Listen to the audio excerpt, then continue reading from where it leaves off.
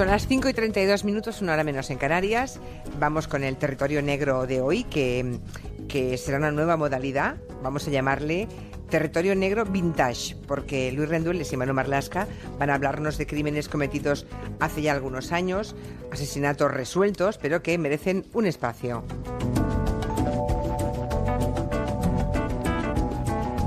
Va a ser una especie de viaje en el tiempo acompañado para situarnos incluso de la música que sonaba, que era muy famosa cuando ocurrieron los hechos delictivos que estemos rememorando. Esa selección sí que será cosa de Quintanilla, ¿eh? Así que si alguien quiere tomar represalias, que no sea contra los chicos del territorio negro. Eso es. ¿Eh?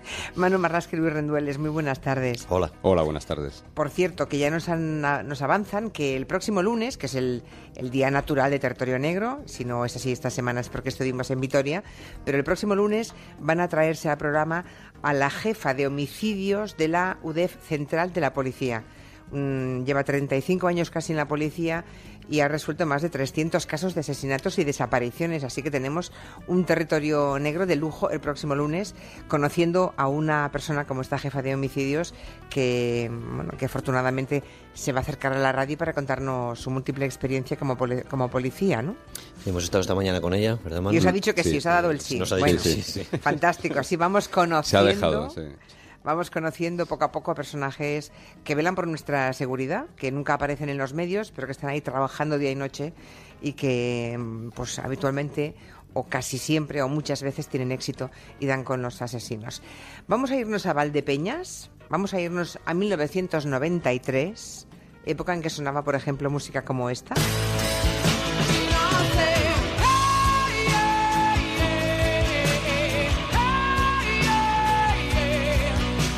¿A qué os acordáis de esta música? Sí, bueno, pues, chillaba mucho. Chillaba muchísimo. Bueno, pues vamos a irnos cuando esta canción triunfaba. En Valdepeñas vivieron una situación terrible. Nos situamos en el 19 de junio del 93. Esa noche una joven de 20 años llamada Sara Dottor. ¿Dottor o Dottor? Dottor, ¿no? Dottor. Sara Dottor, ella y su novio, Ángel Ibáñez, que tenía 24 años, 20 y 24, salieron de cenar y fueron a dar un paseo, porque eso eran novios. Sí, eran novios. Sara era costurera y Ángel trabajaba en una empresa de aire acondicionado y ellos llevaban pues 3 años de relación, desde que ella era una chiquilla, desde los 17 años llevaba Sara con Ángel. A las 9:30 de la noche la pareja salió del pub Gala y se fue a tomar un helado en una heladería del centro de Valdepeñas.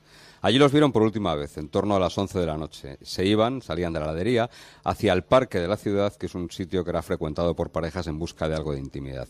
Y por allí andaba también, varias personas lo vieron, dijeron haberlo visto, andaba merodeando entre las parejas y a bordo de una bicicleta un tipo que iba vestido con unas bermudas y una camiseta blanca. Varios testigos, insisto, dijeron que esa noche le vieron rondar por ahí con la bici.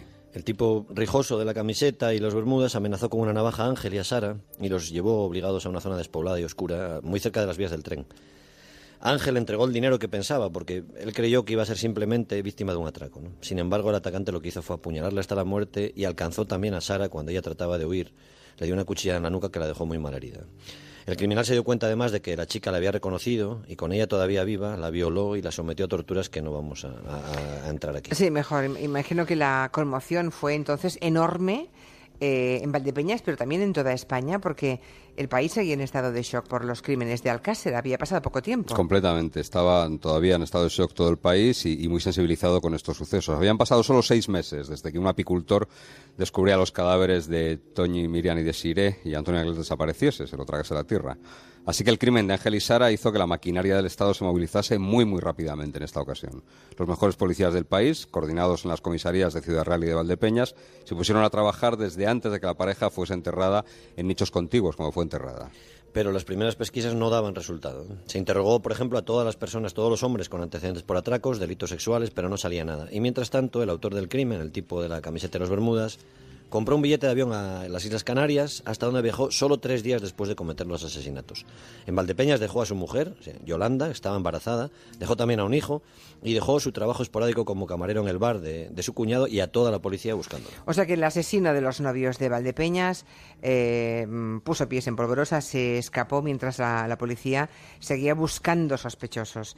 Y nunca estuvo él el asesino en el foco de las investigaciones, aunque, como habéis apuntado antes, se tratase de alguien a quien Sara conocía? ¿Cómo es posible? No, realmente no, porque era un tipo sin antecedentes, cobraba el paro, unas 80.000 pesetas de las de entonces, trabajaba en el bar de su cuñado de vez en cuando, de manera esporádica, y era bastante afable en el trato con todo el mundo. Sara le conocía de vista, no tenía relación con él, pero le conocía de vista, porque era el sobrino de la jefa de su hermano, y nunca sabemos si fue eso precisamente ese conocimiento, cuando se dio cuenta de que la reconoció, lo que le sentenció a muerte a Sara, ¿no? La policía barajó entonces cientos de sospechosos e incluso 4 meses después del crimen, la Guardia Civil de Ciudad Real detuvo a 7 jóvenes de Sonseca, en Toledo, que fueron acusados de los asesinatos. Lo que pasa es que muy poquito tiempo después fueron puestos en libertad y libres y exonerados de cualquier cargo, ¿no? Las investigaciones entraron bien pronto, desgraciadamente, en un punto muerto. Y llegamos a 1998.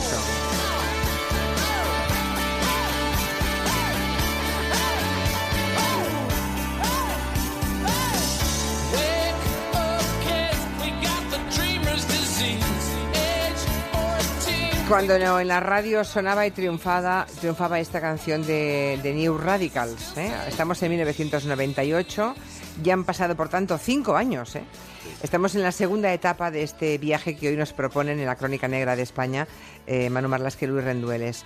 Y volvemos a Valdepeñas otra vez, 5 años más tarde, Sí, con el crimen impune de la pareja de novios. Eso es, con el crimen sin resolver, 5 años desde la muerte de Sara y Ángel. El pueblo iba recuperando su normalidad y una joven vecina de Valdepeñas volvía a casa una tarde desde Ciudad Real, donde ella estudiaba Historia del Arte, ¿no? Se llamaba Rosana Maroto Quintana, era una chica de 21 años. Y aquella tarde, el 25 de junio del año 98, le dice a su madre Cristina que ella se va a dar un paseo en bicicleta por la carretera que une la localidad de Valdepeñas con La Solana, hacia un paraje que llaman El Peral, ¿no? Donde su padre tenía una casa. Rosana nunca volvió, pasó a engrosar la lista de lo que entonces se llamaba desapariciones inquietantes. Ya, no se encontró nada de Rosana, ¿se la tragó la tierra? 3 días después de la desaparición, durante esas batidas que se organizaron para buscarla, apareció a orillas del río Jabalón una mochila, la mochila de la chica, la mochila de Rosana, que tenía dentro una zapatilla, un Walkman y una gorra. Además, la mochila tenía una mancha que años después resultó definitiva, como verás, una pequeña salpicadura de sangre que no era sangre de Rosana, precisamente. Pero efectivamente, a la chica se le había tragado la tierra. La policía revisó más de 300 pozos del millar de pozos que hay en la zona de Valdepeñas, pero no obtuvo ni un solo resultado. Y, por tanto, tenemos el crimen de los novios que seguía sin resolver, se suma esta desaparición inquietante de Rosana Maroto, y supongo que para la gente que vivía allí en Valdepeñas debieron ser años terribles, ¿no? Para los que tenían hijos jóvenes o no tan jóvenes, debió ser una década de tortura para todos los vecinos. Tuvimos la ocasión de conocer a Cristina, que es la madre de Rosana Maroto, es una mujer con un coraje y una entereza francamente extraordinarios. Y nos dijo algo que se nos quedó grabado. Nos dijo que ser madre de una desaparecida equivale a que todos los días te den la noticia de que han matado a tu hija. Todos los días. Claro, es terrible. Cada día. Y que nunca tengas además dónde ir a velarla, ¿no? La madre sabía que Rosana no se había ido voluntariamente. Sabía que le había pasado algo. Pero ese caso, ese crimen, esa desaparición, también entró en vía muerta, igual que el del asesinato de los novios, que en el año 2000 la policía intentó revitalizar, ofreciendo 150.000 euros de recompensa a quien aportara alguna pista que sirviera para aclarar el doble crimen, ¿no? En ese mismo año, en el año 2000, un pastor encontró en un pozo la bicicleta de Rosana Maroto, aunque ese hallazgo tampoco sirvió para empujar definitivamente el caso. Bien, el asesino de los novios, el tipo de las Bermudas que antes habéis contado, ¿seguía entonces en Canarias, a donde huyó 3 días después de matar a la pareja, lejos del lugar del crimen, o había vuelto? Pasó 5 años allí, en Canarias. Incluso rehizo su vida con una mujer canaria que se llamaba Anabel, pero volvió a Valdepeñas, volvió con Yolanda, con esa madre de sus hijos, y comenzó a trabajar como cocinero de un prostíbulo de la zona, y también hacía chapuzas como montador de estructuras de pladur, y además acudía de cuando en cuando a ganarse un dinero por horas a trabajar en una empresa cárnica. Y dice mucho de su personalidad y del tipo de gentuza que es lo que hizo al volver de Canarias. Hacía todo lo posible por coincidir con 2 de los hermanos de Sara, a los que preguntaba continuamente si sabían algo nuevo del caso, de las investigaciones sobre el crimen que él mismo había cometido. Un psicópata, ¿eh? Sí. Bueno, luego llegaremos a esa conclusión, ¿no? Menudo individuo este. Estamos ya en 2003... Cuando Coldplay. Triunfa, sí, con Coldplay ya, cuando Coldplay se da a conocer, ¿no? Cuando da el gran salto adelante. 2003, verano de 2003, y la suerte por fin se pone del lado de los buenos. El crimen de Sara Dottor y de Ángel Ibáñez, la pareja de novios, lleva para aquel entonces ya 10 años impune, y ese mes de agosto ocurre algo, sin embargo, que va a cambiar todas las cosas. Sí, una mujer que se llama Yolanda acude a la comisaría de policía y denuncia que su pareja la maltrata desde hace ya tiempo, ¿no? Dice que su pareja se llama Gustavo Romero III, dice que se había separado de él 5 meses atrás, en el mes de mayo, pero lo que cuenta la mujer es que ella ha sufrido más de una década de episodios de malos tratos y además añade a los policías que la escuchan que cree que su expareja había hecho algo muy grave años atrás. El tipo ingresa en prisión y los agentes de Valdepeñas sospechan que Yolanda tiene mucho más que contarles. A ver, ingresa en prisión porque la maltrata a ella, Sí, De momento sí. por eso. Bien. ¿Y la mujer, Yolanda, sigue contando cosas? Las cosas se le complican a Gustavo cuando Yolanda se entera de que otra mujer, Anabel, se ha inscrito en el registro de parejas de hecho de Valdepeñas como pareja de Gustavo, después de que esta mujer, Anabel, intentase entrar en la cárcel de Herrera de la Mancha para verle y le dijeron allí que no podía acreditar ningún vínculo con el interno y que por tanto no podía entrar a verle. Así que esta mujer cuenta que fue su pareja en los años que ambos residían en Canarias. Yolanda se entera y muy enfadada narra lo ocurrido una noche de junio de 10 años atrás. Su pareja llegó a casa ensangrentado, excitado, vestía bermudas, vestía una camiseta y fue la noche en la que Sara y Ángel fueron asesinados. Así que, como muchos oyentes imaginarán, el hombre de las Bermudas era el tal Gustavo Romero, el mismo que huyó a Canarias y dejó plantada a su mujer con 2 hijos, el mismo que regresó después a Valdepeñas 5 años más tarde.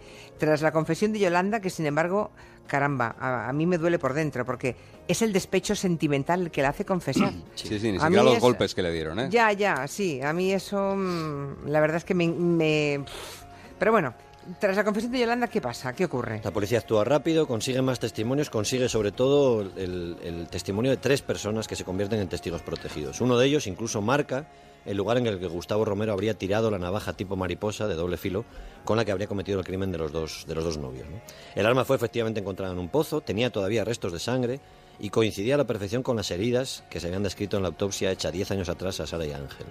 Con todas esas pruebas, la policía acude el 10 de octubre de 2003 a la cárcel de Herrera de la Mancha, donde está por malos tratos, Sí. y comunica a Gustavo Romero que está también acusado del asesinato de los novios de 10 años atrás.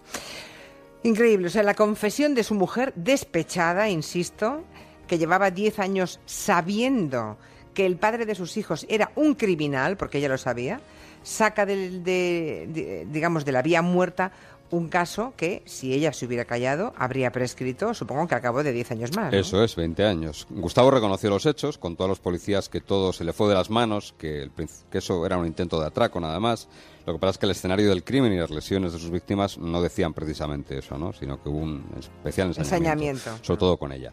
Los policías tenían una carta oculta, tenían unas en la manga, porque en una de las visitas a prisión le tomaron una muestra de ADN, de hecho fue una de las primeras que se obtuvieron en prisión en España, y la cotejaron con la mancha de sangre que había en la mochila de Rosana Maroto, esa chica que desapareció en el año 1998. Y varios marcadores, entonces no había demasiados marcadores, pero varios marcadores del ADN coincidían. Así que los agentes decidieron tirar un órdago y preguntarle por Rosana Maroto.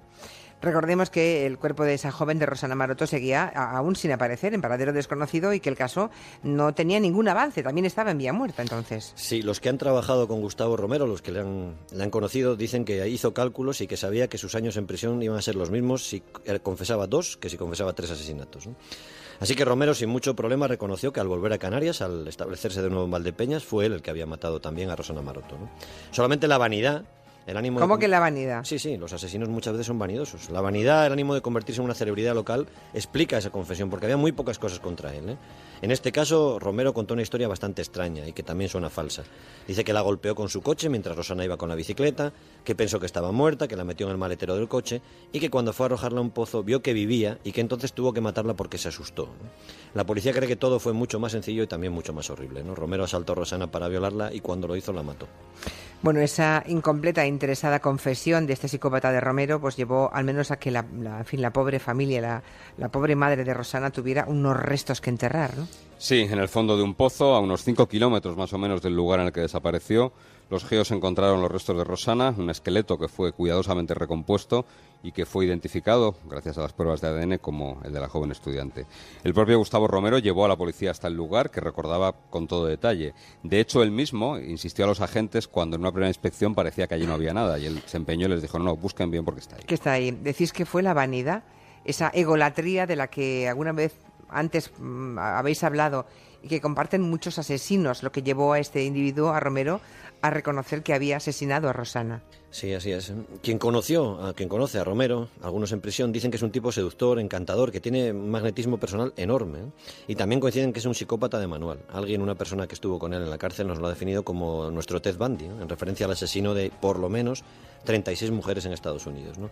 Un tipo lleno de encanto, pero despiadado. Gustavo Romero supo que se iba a convertir en una celebridad, sobre todo en Valdepeñas, y 3 meses después de ser acusado de los 3 crímenes, hizo llegar a través de sus abogados una carta a las 3 familias de sus víctimas. La carta es repugnante, vamos a leer textualmente algunos párrafos. Carta a todos, ¿eh? Sí, a las víctimas, a todas las víctimas.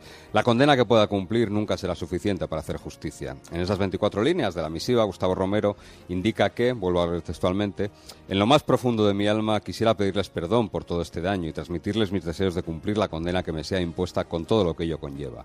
Y añade, ojalá pudiese cambiar todo cuanto hice, ya que ni yo, que soy el autor, acepto tanto dolor y me imagino que el odio que tienen hacia mí es enorme. Y la carta acababa: a Ángel, a Sara y a Rosana, de todo corazón, lo siento muchísimo, perdonadme. No sé si hay condena suficiente para alguien tan repugnante. Y está condenado a 103 años de prisión. Así ¿Pero cuándo va a salir? Es que claro. No, por lo menos 30 años. Los 30 años. 30 años. Va a comer, sí. Bueno. Llegó a decir en el juicio, matar a Rosana no fue fácil, sobre todo por las dificultades morales. No parece fácil de creer eso.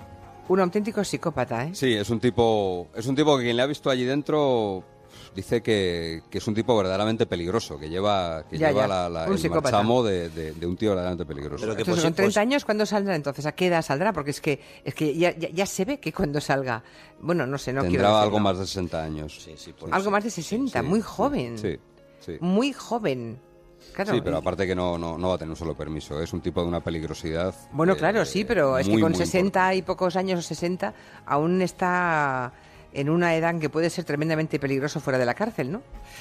Bueno, ahí vamos a confiar en lo que decía el viejo profesor Andrade, ¿no? Que con la edad pierden fuerza. La edad cura estos y con la fuerza delincuentes y sin fuerza son más cobardes, ¿no? Vamos a confiar en esa... Es verdad.